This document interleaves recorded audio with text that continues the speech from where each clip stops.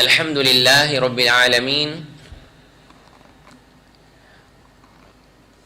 الحمد للہ رب العالمین والصلاة والسلام علی رسولہ الکریم وعلی آلہ واصحابہ واہل بیتہ اجمعین ومن تبعہم بإحسان الی یوم الدین اما بعد۔ آج کا جو ہمارا ٹاپک ہے وہ ہے کہ نبی صلی اللہ علیہ وسلم کی زندگی سے ہم کیا سیکھ سکتے ہیں اپنی لائف کو ایک بیلنس لائف گزارنے کے لیے۔ ورک اور لائف کا بیلنس ایک بہت ہی امپورٹنٹ موضوع بنا ہوا ہے سوشل میڈیا پہ آج کل۔ لوگ پریشان ہیں کہ اپنے کام کو اور اپنی زندگی کو کس طرح سے بیلنس کریں۔ جب میں یونیورسٹی میں تھا تب ایک ہارورڈ بزنس اسکول کا ایک ریویو آیا تھا جس میں 2014 کا ہے، جس میں جو دنیا کے بہت بڑے بڑے ایگزیکٹوز تھے، سی ای اوز تھے، انہوں نے یہ کہا تھا کہ دس از آلموسٹ امپاسبل، یہ چیز ناممکن ہے، یہ ایک میتھ ہے، یہ ایک افسانہ ہے کہ ورک اور لائف کو بیلنس کیا جا سکے۔ تو کیونکہ جب وہ لوگ ورک پہ بہت زیادہ فوکس کرتے ہیں، اسپیشلی ایگزیکٹو یا بڑی پوسٹ کے جو لوگ ہیں، تو لائف ان کی ڈسٹرب ہو جاتی ہے، بہت میزریبل لائف ہو جاتی ہے۔ اور جو لوگ اپنی لائف پہ بہت فوکس کرتے ہیں وہ پھر دنیا میں کوئی بڑے کام نہیں کر پاتے۔ لیکن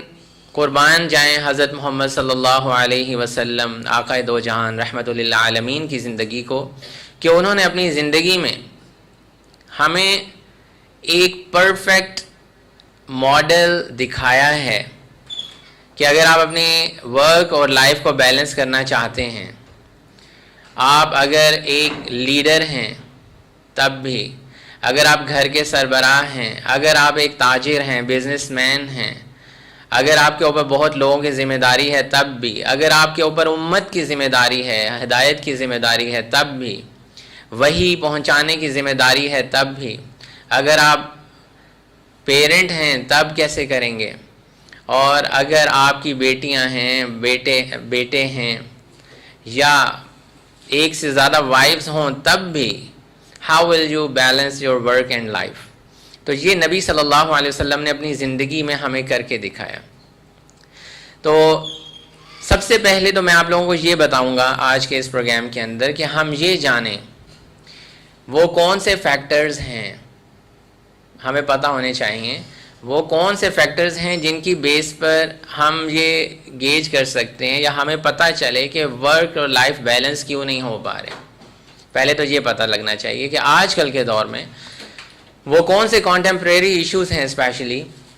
جن کو ہم انڈرسٹینڈ کریں تو ہمیں پتہ چلے کہ ورک اور لائف بیلنس کیوں نہیں ہو پا رہے۔ اس میں جو سب سے پہلا اور بڑا ایشو یہ ہے کہ ہم نے اپنے کام کو، اپنے ورک کو اتنا زیادہ اپنے اوپر سوار کر لیا ہے کہ لوگوں نے اس کو ایز اے ریلیجن اڈاپٹ کر لیا ہوا ہے۔ آپ کہہ رہے ہوں گے یہ کیسی بات ہے، ہاؤ از اٹ پاسبل کہ ورک کو ایز اے ریلیجن کوئی لے رہا ہوں؟ تو وہ میں آپ کو ابھی چند منٹ میں سمجھانے لگا ہوں۔ دیکھیں ریلیجن کیا ہوتا ہے، مذہب کیا چیز ہوتی ہے۔ مذہب ایک ایسی چیز ہوتی ہے جو آپ کو آئیڈینٹی دیتی ہے، جو آپ کی شناخت بناتی ہے۔ یعنی کہ اگر آپ کسی بھی سوسائٹی میں بیٹھے ہیں، مسلم نان مسلمز بیٹھے ہیں، تو آپ کا مذہب بتائے گا کہ آپ مسلمان ہیں، آپ بتائیں گے آئی ایم اے مسلم، ٹھیک ہے۔ مذہب آپ کو آئیڈینٹی دیتا ہے، مذہب آپ کو پرپز آف لائف دیتا ہے، آپ کی زندگی کا مقصد بتاتا ہے کہ آپ اس دنیا میں کرنے کے لیے کیا ہیں، آپ کیوں ادھر آئے ہیں۔ مذہب آپ کو یہ بتاتا ہے کہ آپ نے کن لوگوں میں اٹھنا ہے، کن لوگوں میں بیٹھنا ہے، دوست کیسے بنانے ہیں، سوشل سرکل کیسا رکھنا ہے، والدین کے ساتھ کیسا سلوک کرنا ہے، یہی ساری چیزیں ہمیں مذہب بتاتا ہے نا۔ لیکن آئیے اب میں آپ کو بتاتا ہوں کہ کس طرح سے لوگوں نے اپنے کام کو ایک مذہب کا درجہ دے دیا ہے۔ اس کی پہلی چیز جو میں نے آپ کو بتائی تھی کہ مذہب ایک آئیڈینٹی دیتا ہے۔ آج آپ لوگوں سے سب سے پہلے اگر سوال پوچھیں کہ آپ کون ہیں تو وہ کیا جواب دیتے ہیں؟ جو وہ کام کر رہے ہوتے ہیں پہلے وہ اس کی آئیڈینٹی بتاتے ہیں، وہ کہتے ہیں I am a doctor, I am an engineer, میں ایک سائنسدان ہوں، جی پہلے ہی بتائیں گے آئی ایم اے سائنٹسٹ۔ اپنی سب سے پہلی انہوں نے جو پہچان بنائی ہے، جو مذہب ہمیں دیتا ہے، وہ کیا بنائی ہے؟ وہ انہوں نے ورک کی بیس کے اوپر بنائی ہے. سب سے پہلے انسان کو یہ پتا ہونا چاہیے کہ اس کا وہ کون ہے. وہ اللہ کا بندہ ہے، وہ مسلمان ہے یا کسی اور بھی مذہب سے اگر وہ اس کا تعلق ہے. تو سب سے پہلے آئیڈینٹی ہوتی ہے. اور جو لوگ ورک کو ایز اے ریلیجن لے چکے ہیں تو پہلی چیز آئیڈینٹی ہی انہوں نے اپنی غلط کر دی ہے. دوسری بات میں نے آپ کو بتایا کہ مذہب جو ہے وہ ہمیں ہماری زندگی کا مقصد بتاتا ہے، ہمارا پرپز آف لائف ڈیفائن کرتا ہے. تو کیا آپ نے اپنے ارد گرد ایسے لوگ نہیں دیکھے کہ جن کا کام ہی ان کی زندگی کا مقصد ہے؟ اس کے اوپر پوری ہماری ایک ٹاک ہوئی تھی کہ کیریئر اور پرپز آف لائف کے اوپر، کہ کئی لوگوں نے اپنے کیریئر کو، اپنے کام کو، اپنی جاب کو ہی اپنی زندگی کا مقصد سمجھا ہوا ہے. اگر ان سے پوچھا جائے کہ آپ دنیا میں کیوں آئے ہیں تو وہ یہ بتاتے ہیں ہم اس لیے آئیں گے تاکہ ہم ڈاکٹر بن جائیں. آپ ان سے پوچھا جائے آپ کی زندگی کا what is the purpose of your life تو وہ کہتے ہیں to become a doctor, to become a scientist. یعنی کہ انہوں نے اپنی زندگی کا مقصد ہی اس چیز کو سمجھ لیا. تیسری چیز جو ہمیں مذہب دیتا ہے وہ دیتا ہے کہ ہماری کمیونٹی کیا ہونی چاہیے، ہمارا سوشل سرکل کیا ہونا چاہیے. یہی چیز پتہ چلتی ہے نا ہمیں مذہب سے. ہم نے کن لوگوں میں بیٹھنا ہے، کن لوگوں میں اٹھنا ہے، ہم نے اپنے والدین کی کیسے خدمت کرنی ہے، پریورٹی پہ کن چیزوں کو رکھنا ہے، والدین کی کیا پریورٹی ہے، عام دوستوں کی کیا پریورٹی ہے. تو آپ دیکھ لیں جتنے بھی لوگ آج کل بہت زیادہ کام اور اس چکر میں ہیں یا اپنا بزنس ہے جس بھی طرح بہت زیادہ فوکسڈ ہیں، تو ان کا سوشل سرکل وہی ہے جو ان کا کاروبار ہے. وہ انہی میں دوستی رکھنا چاہتے ہیں، انہی لوگوں سے ملنا چاہتے ہیں، صرف انہی لوگوں سے ملنا چاہتے ہیں جن سے انہیں فائدہ پہنچے گا، جو ان کی ڈیل کروائیں گے، جو ان کو بزنس اپرچونیٹیز لے کے دیں گے، وہی ان کا سوشل سرکل ہے. جبکہ مذہب ہمیں وہ سوشل سرکل بتاتا ہے جو ہمیں اللہ سے قریب کرتا ہے. تو پہلی چیز میں نے آپ کو بتائی کہ سب سے بڑی ریزن کہ ہم کام کو ہی اپنا مذہب سمجھ بیٹھے ہیں، یہ ایک بہت بڑی ریزن ہے کہ ہم اپنے ورک اور لائف کو بیلنس نہیں کر پا رہے. پہلی چیز میں نے آپ کو یہ بتائی. دوسری چیز اس میں یہ آتی ہے کہ ہم نے اپنے کاموں کو اپنے جو بھی دن میں ہم روٹین میں جو بھی چیزیں کرتے ہیں ان کو اپنے کام کے ارد گرد، اپنے ورک کے ارد گرد اس کو ہم نے اسکیجول کرنا شروع کر دیا، اپنی جاب کے ارد گرد اسکیجول کرنا شروع کر دیا ہے. اور ہمیں کرنا کیا چاہیے کہ ہمیں اپنی اسکیجولنگ نمازوں کے ارد گرد اس طرح سے جو اللہ تعالیٰ کے احکامات ہیں ان کے ارد گرد کرنا چاہیے. تو ہم نے اپنی جاب پہ جہاں پہ بھی ہم جاتے ہیں، جو بھی بزنس کرتے ہیں، اس کو ہم ایک فکسڈ سلاٹ میں رکھتے ہیں. اور باقی جتنے بھی معاملات ہیں، ہم نے والدین کی خدمت کرنی ہے، ہم نے رشتہ داروں سے کیا خیال رکھنا ہے، کوئی بیمار ہے اس کی عیادت کرنے کے لیے جانا ہے، یا نماز پڑھنی ہے، یا نوافل پڑھنے ہیں، یا قرآن پڑھنا ہے، یہ ساری چیزیں ہم سیٹل بعد میں کرتے ہیں. سب سے پہلے ہم اپنی جاب ڈیفائن کرتے ہیں، جو کہ سب سے بڑی ریزن ہے کہ ورک اور لائف بیلنس نہیں ہو پا رہے. تیسری ریزن جو ابھی کچھ ہی عرصہ پہلے ایک ایشو آیا تھا کرونا کا، اس میں ایوالو ہوئی تھی ایک ٹرمینالوجی. پہلے تو تھی لیکن اب بہت زیادہ عام ہو گئی کہ ورک فرام اینی ویئر یا ورک فرام ہوم کا جو کانسیپٹ آ گیا. پہلے یہ ہوتا تھا کہ لوگ اپنی جاب کے اوپر جاتے تھے اور جب چھٹی کر کے آ جاتے تھے تو وہ ٹائم ان کا کوالٹی ٹائم ہوتا تھا اپنی فیملی کے ساتھ، اپنے بچوں کے ساتھ یا گھر والوں کے ساتھ. لیکن ورک فرام ہوم جو کہ ہمیں ایک بہت اچھی اپرچونیٹی نظر آئی کہ جی گھر سے کام کرنا ہے نا، اب تو آفس جانا ہی نہیں پڑے گا، اس نے ہمیں اور زیادہ اس جال کے اندر پھنسا لیا کہ ہم رات کے 2 بجے بھی 3 بجے بھی اپنے باس کے میسج کا انتظار کر رہے ہوتے ہیں کہ اس کو ہم نے جواب دینا ہے. ہم نے ہر وقت اپنی پرفارمنس شو کرنی ہے. پہلے تو 9 to 5 پرفارمنس شو کرنی پڑتی تھی اپنے باس کے سامنے، لیکن اب لوگوں کو ہر وقت زیادہ ایکسٹرا آورز کام کرنا پڑتا ہے صرف شو کرنے کے لیے کہ میں آن ہوں، میرا لیپ ٹاپ آن ہے، میں کام کر رہا ہوں اور میں بہت محنت سے کام کر رہا ہوں. ایکسٹرا میسیجز دیکھنے پڑتے ہیں اور بھیجنے پڑتے ہیں، ایون کہ رات کے 3 بجے لوگ کوآرڈینیشن کر رہے ہوتے ہیں. تو وہ جو ایک کانسیپٹ تھا کہ کام لوگ کر کے آ جاتے تھے، جیسے کھیتی باڑی کی یا بزنس کیا یا کوئی جاب کی اور 5 بجے 4 بجے واپس آ گئے اور پھر اس کے بعد گھر والوں کے ساتھ وقت گزرتا تھا، اب وہ چیز ختم ہو گئی اور ہر وقت انسان کام پہ ہے. یہ جو ورک فرام ہے اس کی لائف ہی ورک بن گئی ہے. ٹھیک ہے، تو ورک اور لائف کا بیلنس میں یہ 3 بہت بڑے ایشوز جو ہیں جس وجہ سے ورک اور لائف بیلنس نہیں ہو رہی. اب ہم نے ایکچولی دیکھنا یہ ہے کہ وہ کون سے پرنسپلز تھے جن کی بیس پہ نبی صلی اللہ علیہ وسلم نے اپنی لائف کو ایک بیلنس لائف گزار کے دکھایا ہمیں، اور پریکٹیکلی اس کو کر کے سب کچھ دکھایا. کہ وہ ایک لیڈر بھی تھے، وہ نمازیں بھی پڑھتے تھے، وہ ایز پیرنٹ بھی تھے، وہ اپنے چچا، انکل، ماموں، دادا سب کا خیال بھی رکھتے تھے اور نیبرز کا بھی خیال رکھتے تھے، اپنے فرینڈز کے ساتھ، کمپینینز کے ساتھ بھی بیٹھتے تھے، وہ جنگوں کی تیاریاں بھی کیا کرتے تھے، وہ پڑھنے پڑھانے کا انتظام بھی لوگوں کے کرتے تھے، وحی کو پہنچانے کی ذمہ داری بھی کرتے تھے. ان کے اوپر اتنی زیادہ ذمہ داریاں، اور کیسے انہوں نے سب کچھ بیلنس کیا؟ تو اس کا جو پہلا پرنسپل جو نبی صلی اللہ علیہ وسلم نے ہمیں سکھایا وہ یہ ہے کہ انسان اپنے آپ کو اللہ کا بندہ بنائے. اس کی پہلی رسپانسبلٹی جو اس دنیا میں آنے کی ہے وہ یہ ہے کہ ہی is an Abdul, slave of اللہ. وہ اللہ کا غلام ہے، اللہ کا سلیو ہے. یہ پہلی چیز اگر وہ سب سے بنیادی چیز سمجھے گا تو اس کے کاموں کے اندر آسانیاں اور اس کی چیزیں بیلنس ہونا شروع ہو جائیں گی. سب سے پہلی چیز وہ یہ انڈرسٹینڈ کرے گا کہ میرا اٹھنا اللہ کی مرضی کے مطابق ہونا چاہیے، میرا سونا اللہ کی مرضی کے مطابق ہونا چاہیے. کس وقت سونا ہے، کس وقت اٹھنا ہے، کن دوستوں سے ملنا ہے، کس کمیونٹی میں رہنا ہے. دیکھیں نا، 3 چیزیں میں نے آپ کو بتائی تھی. آئیڈینٹی، دوسری چیز میں نے آپ کو پہلی تو چیز یہ بتائی کہ ہمیں مذہب کیا بتا رہا ہے، آئیڈینٹی. آپ کی آئیڈینٹی یہ ہونی چاہیے کہ سب سے پہلے آپ مسلمان ہیں، آپ نے اپنا سب کچھ اللہ کے حوالے کر دیا، جو اللہ کہے گا آپ وہ کریں گے. آئیڈینٹی آپ کی صحیح ہونی چاہیے. دوسری چیز کیا تھی، آپ کی زندگی کا مقصد جو ہے وہ اسی سے ڈیفائن ہوتا ہے. آپ کی زندگی کا مقصد ہی ہے کہ آپ اللہ کی عبادت کریں. وما خلقت الجن والانس الا ليعبدون، کہ اللہ تعالیٰ نے فرمایا کہ ہم نے جنوں اور انسانوں کو پیدا ہی اس لیے کیا کہ سب سے پہلی چیز کہ انہوں نے عبد بننا ہے، اللہ کی عبادت کرنی ہے. پہلا مقصد ہی یہی ہے ان کا.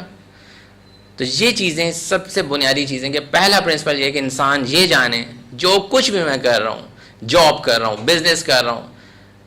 اور ایز اے نیبر اس دنیا میں ہوں، یا ایز اے پیرنٹ ہوں، ایز اے کیا سے آپ کہتے ہیں کسی کا بیٹا ہوں، کسی کی بیٹی ہوں، تو سب سے پہلی ذمہ داری یہ ہے کہ میں یہ سمجھوں کہ جو کچھ میں کر رہا ہوں وہ اللہ کا غلام ہوں، اللہ کے کہے ہوئے طریقے کے مطابق کروں گا، اللہ کا عبد ہوں. نبی صلی اللہ علیہ وسلم کی ایک حدیث ہے، اللہ اکبر، جس میں نبی صلی اللہ علیہ وسلم نے ایک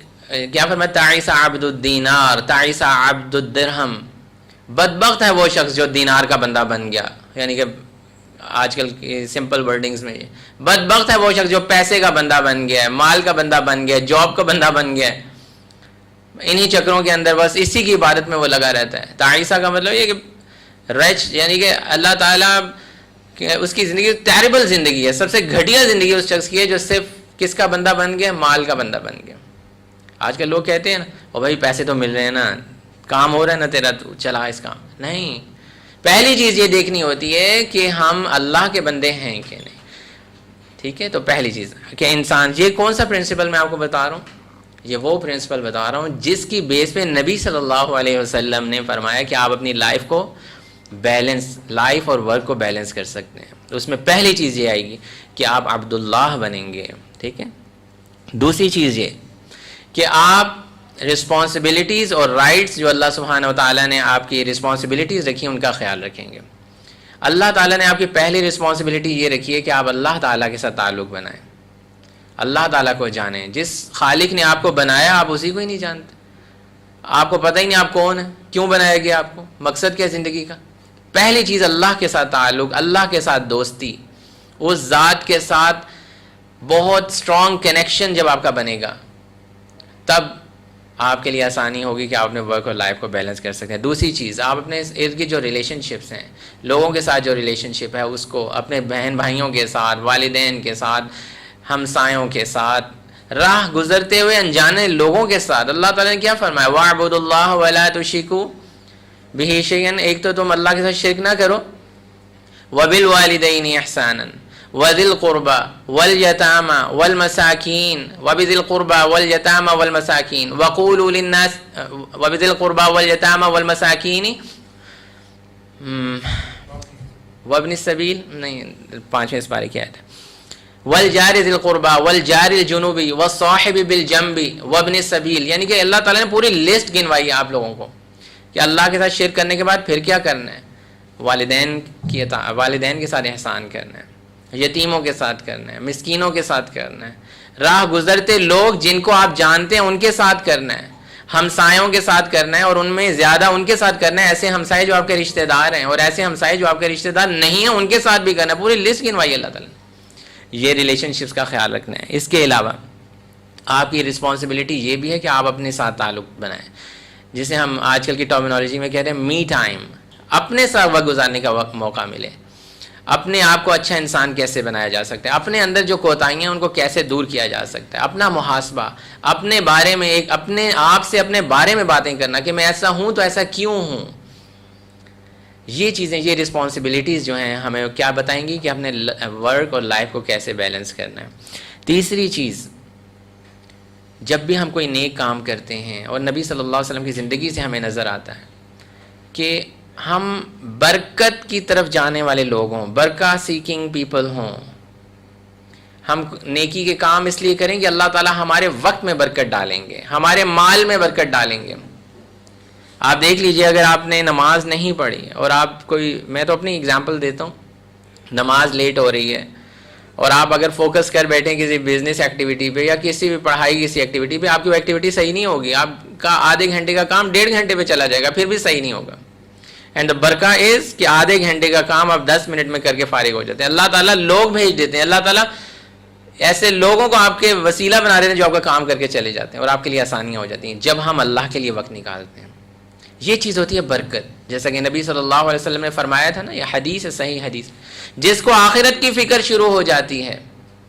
اللہ تعالیٰ اس کے بکھرے ہوئے کاموں کو جمع کر دیتے ہیں۔ یہ نبی صلی اللہ علیہ وسلم نے فرمایا کہ اس کے بکھرے ہوئے کاموں کو اللہ تعالیٰ جمع کر دیتے ہیں جس کو آخرت کی فکر شروع ہو جاتی ہے، اور جو دنیا کے پیچھے بھاگتا ہے اللہ تعالیٰ اس کے مجتمع کاموں کو بھی بکھیر دیتے ہیں، اس کے بنے بنائے کام بکھر جاتے ہیں، کام کرتے کرتے کام خراب ہو جاتے ہیں۔ ایک کاریگر ہمارے گھر پہ کام کر رہا تھا، میری اس کے ساتھ یہی کنورسیشن ہوئی کہ وہ کام کر رہا ہے، کام کرتے کرتے کام خراب ہو جا رہا ہے، آگے سے آگے مشکل سے مشکل، وہ کہہ رہے ہیں تو میں 5 منٹ میں کر لیتا ہوں، لیکن گھنٹے گزر گئے وہ سیٹ نہیں ہو رہی وہ چیز۔ تو میں نے کہا آپ نماز پڑھیں، آپ نماز کیوں نہیں پڑھتے، دیکھیں آپ کے لیے کتنی آسانیاں ہو جائیں گی۔ تو یہ وہ چیزیں ہیں برکت حاصل کر، برکت یہ چیز ہوتی ہے کہ اللہ تعالیٰ بکھرے ہوئے کاموں کو سمیٹ دیتے ہیں، اللہ تعالیٰ یہ جو دنیا ہے اس کے سامنے سمٹ کے آتی ہے۔ یہ حدیث ہے نبی صلی اللہ علیہ وسلم کی، اور میں نے آپ کو اب 3 دوبارہ سے پرنسپلز بتاتا ہوں۔ پہلا پرنسپل یہ کہ انسان اپنے آپ کو اللہ کا عبد سمجھے، اللہ کا بندہ سمجھے، اللہ کا غلام سمجھے۔ دوسرا پرنسپل یہ کہ وہ اپنے رسپانسبلٹیز کو سمجھے کہ میں نے اللہ کے ساتھ بھی تعلق بنانا ہے، لوگوں کا بھی خیال رکھنا ہے اور اپنا بھی خیال رکھنا ہے، تینوں ڈائمینشن میں ریلیشن شپس۔ چوتھی چیز وہ بندہ یہ کرے گا کہ وہ برکت کے حصول کے لیے ہر وقت کوشش جاری رکھے گا، اور وہ کیسے حاصل ہوگی؟ جب وہ احادیث کے اوپر عمل کرے گا، جب وہ سنت کے طریقوں پہ عمل کرے گا، یا جو قرآن میں ہمیں ڈائریکشنز بتائی گئی ہیں ان کے اوپر عمل کرے گا، تو اس کے جو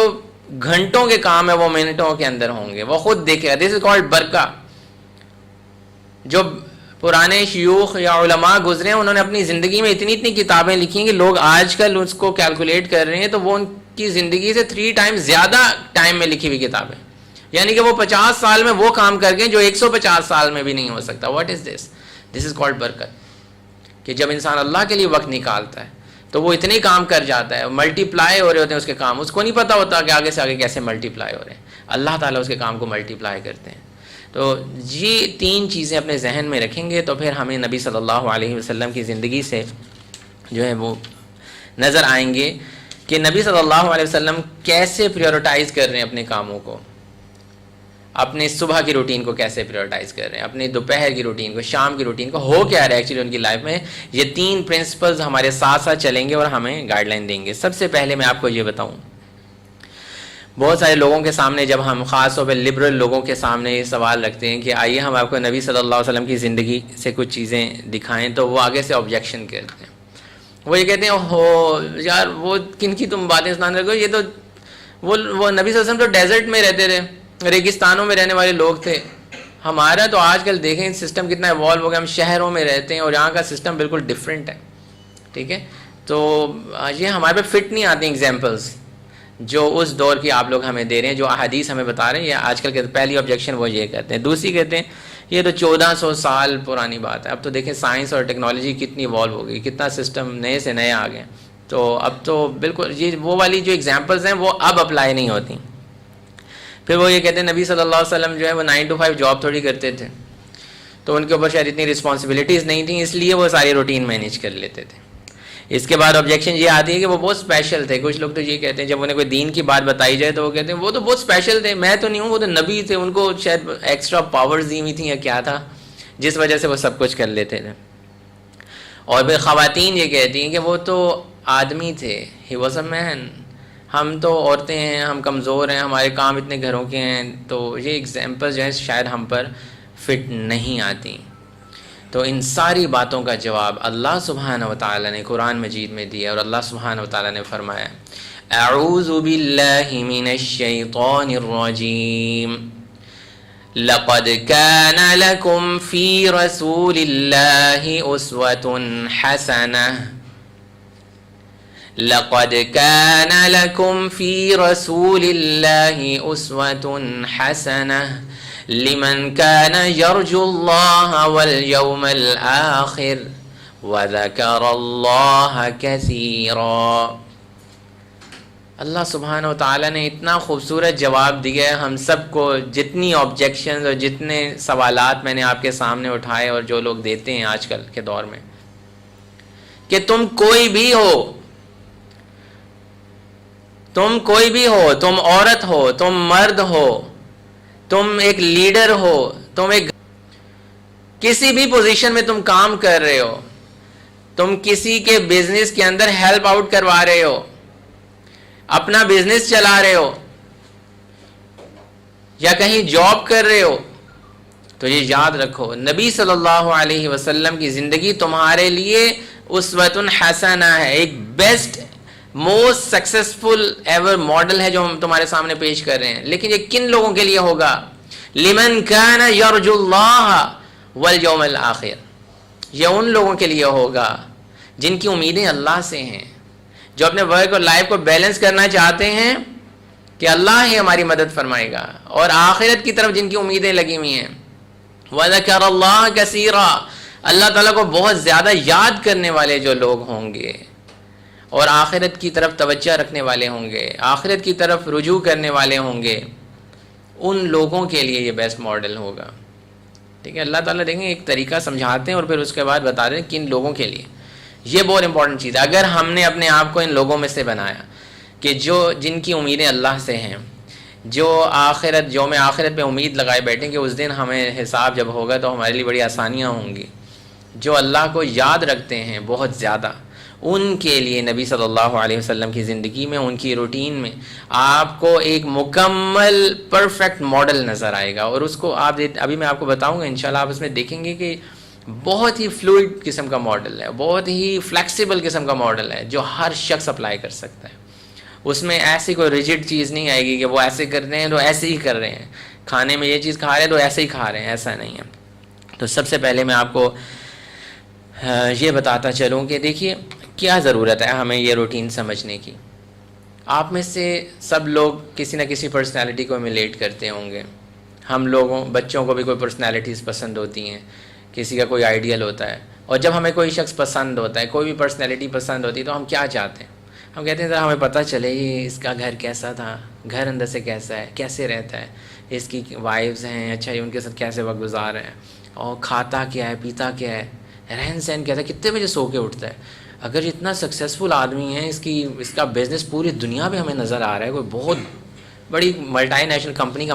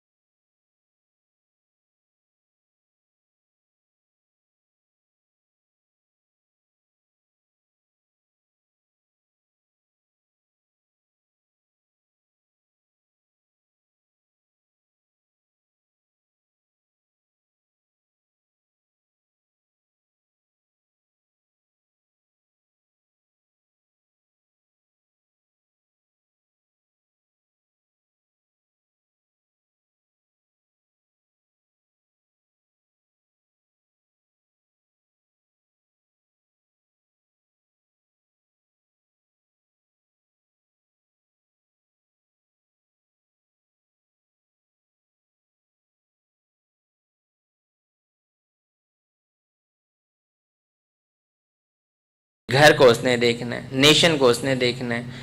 اور جناب لوگوں کے مسائل چھوٹے چھوٹے انہوں نے دیکھنے ہیں، وہی کی ذمہ داری کو انہوں نے سنبھالا ہوا ہے، اللہ کے ساتھ ان کا کنیکشن ہے۔ اتنا شخص بیزی ہے، ان کے پاس اتنے کام ہے کرنے کو، لیکن وہ یہ نہیں کہہ رہے میں بہت بیزی ہوں، میں نیپ نہیں کر سکتا، بھائی میں تو بہت بیزی ہوں، میرے پاس ٹائم ہی نہیں ہوتا نیپ کرنے کا، وہ یہ نہیں کہہ رہے ہیں آگے،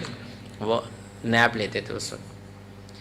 اور ہم لوگ چونکہ ہماری زندگیوں میں برکت نہیں ہے نا، وقت میں برکت ہی نہیں ہے، اس وجہ سے کیا ہوتا ہے ہم لوگ بھاگ دوڑ میں، نہیں میں اگر کسی شخص سے ہم بات کریں کہ ظہر سے پہلے آپ نے کچھ دن نیپ لینی، تو وہ اس کو حیران کن سی بات سمجھے گا، یہ کیسے ہو سکتا ہے، میں تو بہت بیزی ہوں، وہ کہے گا۔ لیکن نبی صلی اللہ علیہ وسلم سے زیادہ ذمہ داریاں کسی کے اوپر اور بوجھ ان سے زیادہ کسی کے اوپر نہیں تھا۔ اس کے بعد وہ نیپ کے بعد دوبارہ سے لنچ ٹائم جو جسے ہم کہتے ہیں ظہر کی نماز، اس کو لیڈ کرتے تھے، ظہر کی نماز کے بعد کچھ ایڈریس کرتے تھے، اور اس کے بعد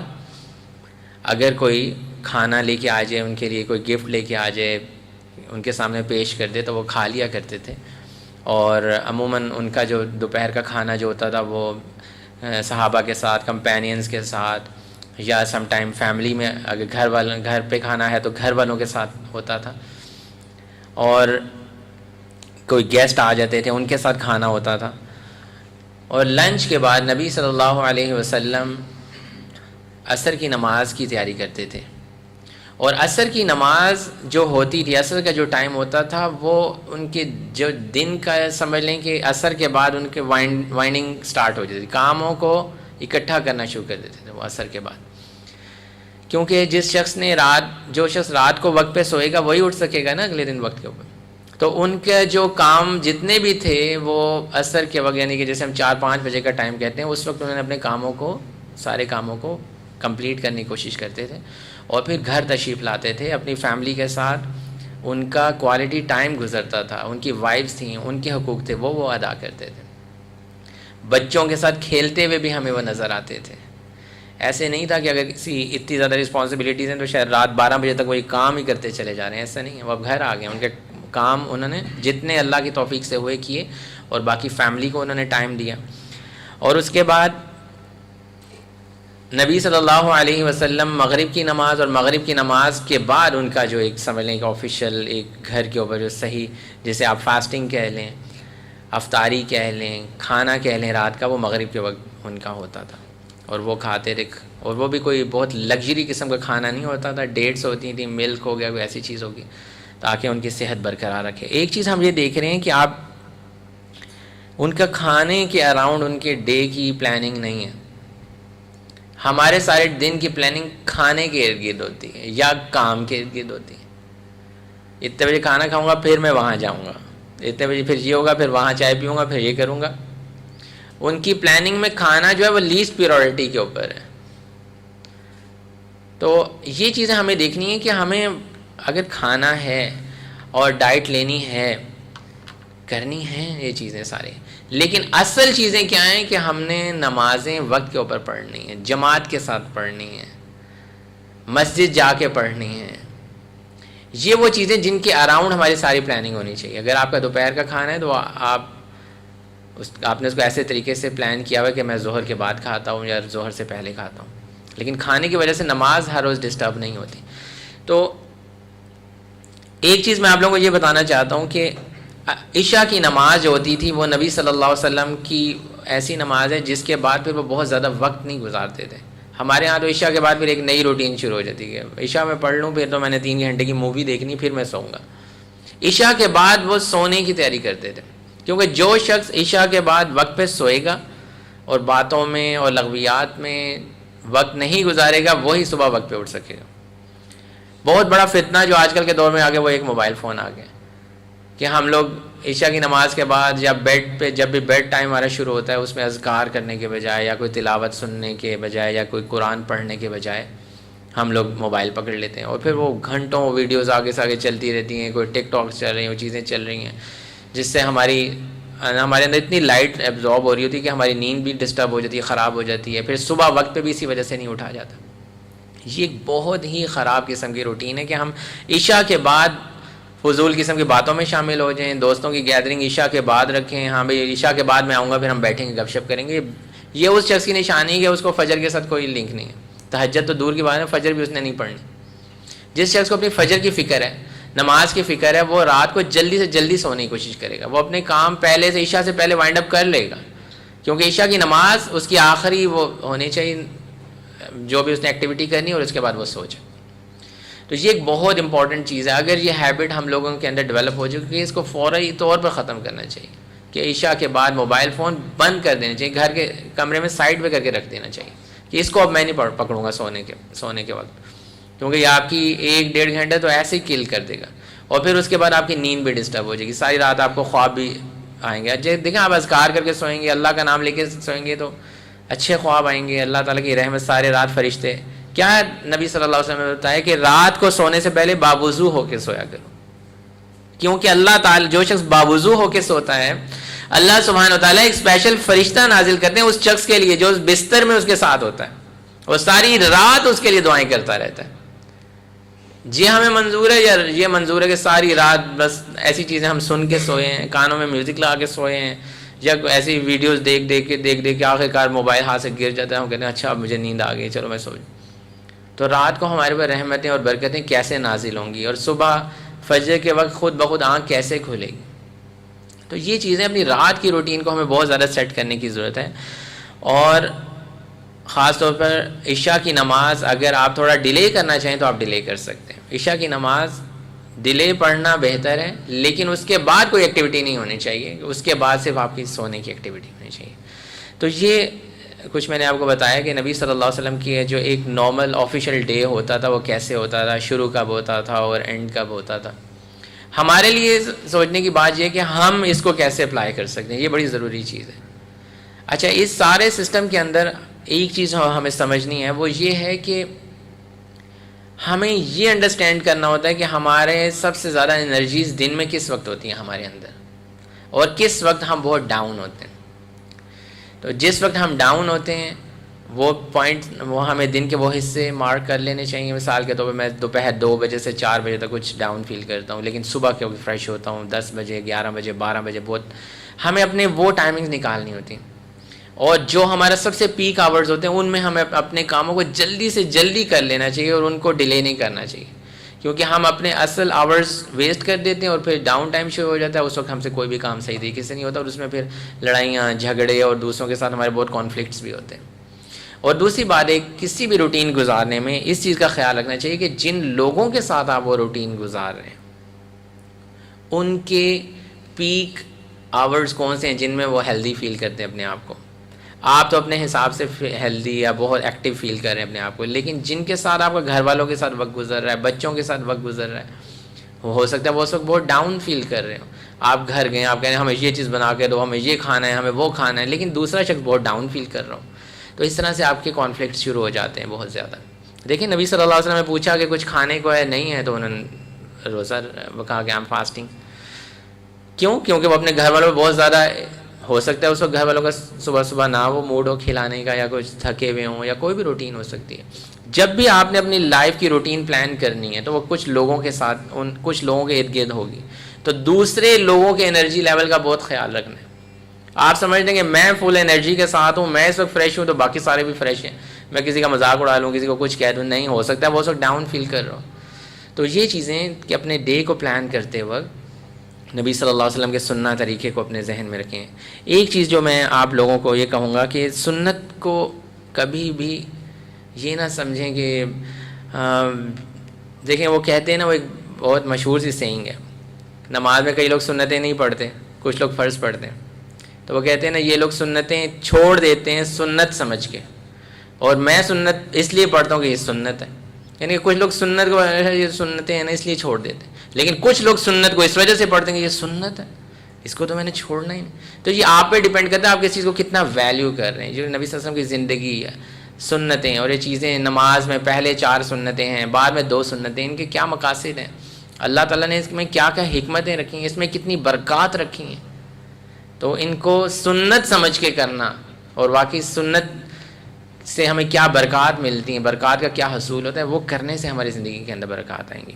تو میں وائنڈ اپ اس طرح سے کرتا ہوں آج کی بات کو۔ سب سے پہلے ہم نے یہ ڈسکس کیا تھا کہ ورک اور لائف کو بیلنس کرنے میں جو رکاوٹیں ہیں وہ کیا ہیں، جس میں پہلی رکاوٹ یہ تھی کہ ہم نے اپنے کام کو ہی اپنا مذہب بنا لیا،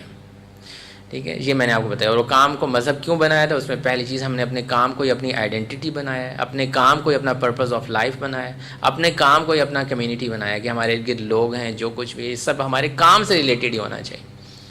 یہ ایک بہت بڑی ریزن ہے کہ ہم نے اپنے ورک کو اپنا ریلیجن بنا لی. اس کے بعد میں نے آپ کو بتایا تھا کہ ہم نے یہ جو ورک فرام ہوم کا جو کانسیپٹ ہے، اس نے ایک بہت بڑا ایشو کریٹ کیا ہے کہ ہم نے ورک اور اسی کو زیادہ پریورٹی دینا شروع کر دی. اور بلکہ جو پہلے کام ہمارا شام 5 بجے ختم ہو جاتا ہے، وہ پوری رات چلتا رہتا ہے. 24 آور لوگ جو اپنے کام پہ، وہ جو ایک باؤنڈری لائن ڈرا ہوئی تھی کہ یہ کام ہے، اور پھر اس کے بعد لوگ گھر آ کے اپنے گھر والوں کو کچھ کوالٹی ٹائم دیتے تھے، وہ ختم ہو گیا. تو یہ ایک بہت خطرناک چیز ہے ورک فرام ہوم. اس سے بہت جلدی چھٹکارا حاصل کرنا چاہیے. اب تو کرونا کم ہو گیا تو لوگوں کو چاہیے کہ اپنی روٹین پہ واپس آئیں. تو یہ وہ چیزیں تھیں جو ورک اور لائف کو بیلنس نہیں ہونے دیتی. اس کے بعد میں نے آپ لوگوں کو 3 پرنسپلز بتائے جو نبی صلی اللہ علیہ وسلم کی زندگی سے ہمیں ملتے ہیں، اور انہوں نے ہمیں سکھائے ہیں کہ ورک اور لائف کو کیسے بیلنس کرنا ہے. اس میں پہلا پرنسپل یہ تھا کہ ہم اللہ کے بندے بن جائیں.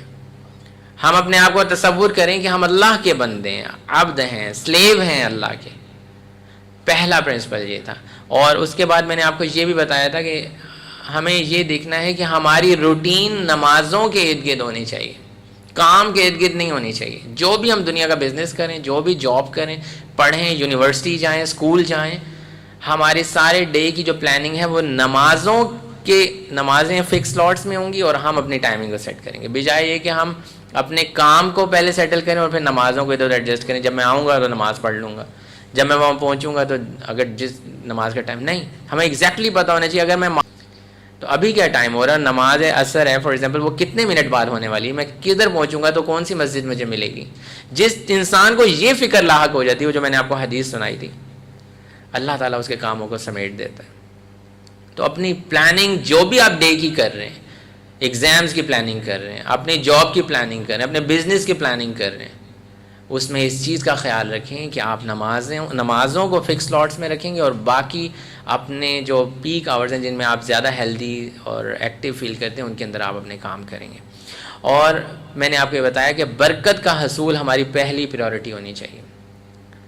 برکت کا حصول ہماری پریورٹی ہوگی تو ہم ہر کام کو اچھے طریقے سے اور سنتوں کو بڑھ چڑھ کے آگے کرنے کی کوشش کریں گے. ورنہ ہم یہی کہیں گے کہ ہم اس لیے چھوڑ دیتے ہیں تو سنتیں ہیں،